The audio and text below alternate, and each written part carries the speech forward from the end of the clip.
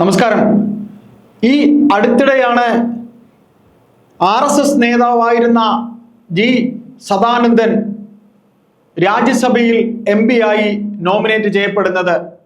രണ്ട് കാലുകൾ നഷ്ടപ്പെട്ട, അതായത് ആക്രമണ രാഷ്ട്രീയത്തിന്റെ ഇരയാകപ്പെട്ട് രണ്ട് കാലും നഷ്ടപ്പെട്ട കൃത്രിമകാൽ ധരിച്ചിരിക്കുന്ന ജി സദാനന്ദൻ ദേശീയ ശ്രദ്ധ ആകർഷിക്കപ്പെടുന്നത്, അതായത് രാഷ്ട്രീയ വൈരാഗ്യത്തിന്റെ ഫലമായി CPM പ്രവർത്തകർ കണ്ണൂരിൽ ഇരുകാലുകളും വെട്ടിയ സദാനന്ദനെ വീണ്ടും കേരള ജനത ഓർക്കുകയായിരുന്നു. പാർട്ടിക്ക് വേണ്ടി അക്ഷീണം പ്രവർത്തിച്ച സദാനന്ദന് BJP അദ്ദേഹത്തിന്റെ രാജ്യസഭയിൽ MP ആക്കുകയായിരുന്നു. ഇത് കുറച്ച് മുമ്പുള്ള ഒരു കാര്യം. അതായത് ജി സദാനന്ദൻ ഇപ്പോൾ MP ആയി കഴിഞ്ഞ് അദ്ദേഹത്തിനെ കൊല ചെയ്യാൻ ഇറങ്ങിപ്പുറപ്പെട്ട CPM പ്രവർത്തകർ ഇന്ന് ജയിൽ അഴിക്കുള്ളിലായിരിക്കുന്നു. 1994 ഈ സംഭവം നടന്നതെങ്കിൽ 30 വർഷത്തിന് ശേഷം CPM പ്രവർത്തകർ തലശ്ശേരി കോടതിയിൽ ഇന്ന് എത്തി കീഴടങ്ങി അവരെ കണ്ണൂർ ജയിലിലേക്ക് അടച്ചിരിക്കുന്നു. അതായത് ഇത് നാം ഇവിടെ പറയുമ്പോൾ ലോകത്ത് ഈ പറയുന്ന രീതിയിൽ ഈ കേരളത്തിൽ, കൊച്ചു കേരളത്തിൽ കണ്ണൂര് മാത്രമേ ഇത്തരത്തിൽ CPM പ്രവർത്തകർ ഇങ്ങനെ കാട്ടിയ ഈ കൊടും ക്രൂരകൃത്യം ചെയ്തവർക്ക് പാർട്ടി പ്രവർത്തകർ തന്നെ വീരോചിതമായ യാത്രയയപ്പ് നൽകുന്ന രംഗമൊക്കെ ആവിഷ്കരിക്കപ്പെടുകയുള്ളൂ. അതായത് ഇവിടെ മാത്രമേ ഇങ്ങനെയൊക്കെ നടക്കൂ. അതിന് അവർക്ക് യാതൊരു ഉളുപ്പുമില്ല. CPM അണികൾ യാത്രയയപ്പ് നൽകുന്നു. അതായത് പഴശ്ശി സൗത്ത് ലോക്കൽ കമ്മിറ്റി ഓഫീസിൽ മുൻ മന്ത്രി കൂടിയായ KK ശൈലജ, കാരണം KK ശൈലജയുടെ മണ്ഡലമാണ് മട്ടന്നൂര്. KK ശൈലജ കൂടെ പങ്കെടുത്തുകൊണ്ടുള്ള ഒരു യാത്രയയപ്പ് ചടങ്ങാണ് അവിടെ രാവിലെ ഉണ്ടായത്. രാവിലെ മുതൽ തന്നെ തലശ്ശേരി കോടതിയിൽ മട്ടന്നൂരിൽ നിന്ന് നിരവധി പ്രവർത്തകർ ഇത്തരത്തിൽ കൊല ചെയ്യാൻ ശ്രമിച്ച, അതായത് ജി സദാനന്ദന്റെ ഇരുകാലുകളും വെട്ടിമാറ്റിയ കേസിലെ പ്രതികൾക്ക് അഭിവാദ്യം അർപ്പിക്കാൻ കോടതിയിൽ എത്തിയത്. ലോക്കൽ കമ്മിറ്റി ഓഫീസിൽ പാർട്ടി പ്രവർത്തകർക്കൊപ്പം KK ശൈലജയും ഉണ്ടായിരുന്നു.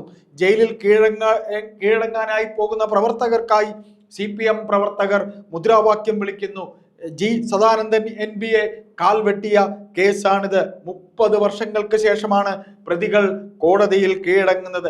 CPMലെ 8 പ്രതികളാണ് ഈ പറയുന്ന രീതിയിൽ വിചാരണ കോടതി അവരെ ശിക്ഷയ്ക്ക് വിധിച്ചത്.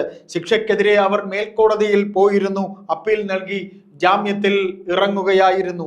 7 വർഷത്തെ തടവ് ആണ് പ്രതികൾക്ക് വിധിച്ചത്. പ്രതികളെ കണ്ണൂർ സെൻട്രൽ ജയിലിലേക്ക് മാറ്റും. പ്രതികൾക്ക് മട്ടന്നൂർ പഴശ്ശിയിൽ വെച്ചാണ് യാത്രയയപ്പ് നൽകിയത്. കോടതിയിൽ കീഴടങ്ങാൻ പോകുമ്പോൾ മുൻ മന്ത്രി KK ശൈലജ കൂടെ ഉണ്ടായിരുന്നു. അതായത് നാം ഇത് പറയുമ്പോൾ നിരവധി കേസുകളിൽ ഇത്തരത്തിൽ ഉള്ള പ്രക്രിയ CPMന്റെ ഭാഗത്ത് നിന്ന് ഉണ്ടായിരുന്നു.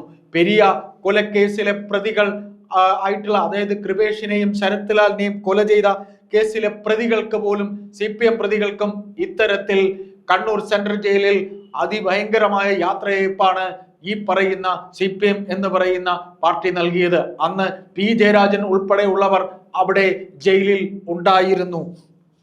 അതായത് നാം ഇത് പറയുമ്പോൾ TP വധക്കേസ്, TP ചന്ദ്രശേഖരന്റെ മരണശേഷം അന്ന് ഈ കേസുമായി യാതൊരു ബന്ധവും ഇല്ല എന്ന് പറഞ്ഞ ഈ പറയുന്ന പാർട്ടിയിലെ നിരവധി പേർ, കുഞ്ഞനന്ദൻ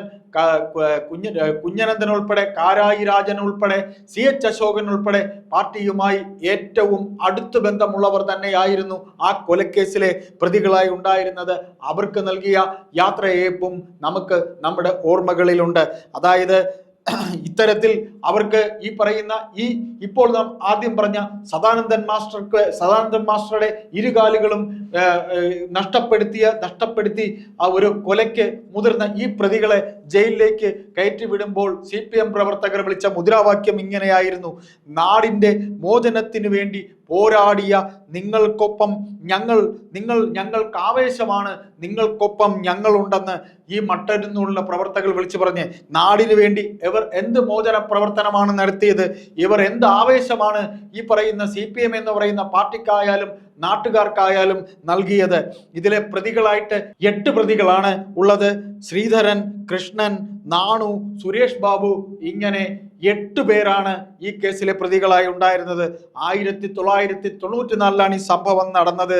ഹൈക്കോടതിയാണ് ഹൈക്കോടതിയിലും ഈ കേസ് വിധിച്ചു. ഹൈക്കോടതി ഇവർക്ക് ശിക്ഷ വിധിച്ചു. 35,000 രൂപ പിഴയും ഓരോരുത്തർക്കായി വിധിച്ചിട്ടുണ്ട്. ഇതിന്മേൽ ഇവർ സുപ്രീം കോടതിയിലും പോയി. ഇപ്പോഴാണ് ഈ പറയുന്ന 30 വർഷങ്ങൾക്ക് ശേഷമാണ് വാറണ്ട് വരെ ഇവർക്കെതിരെ വന്നിരിക്കുന്നു.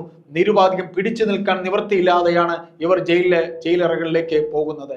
അതായത് അക്രമ രാഷ്ട്രീയത്തിന്റെ വക്താക്കളായി ഒരു വേള ഇത്തരം ഈ പറയുന്ന കൊടും കൃത്യം ചെയ്തവർക്ക് ജയിലിലേക്ക് പോകുന്നതിന് എന്തർത്ഥത്തിലാണ് കീജയ് വിളിക്കുന്നത്?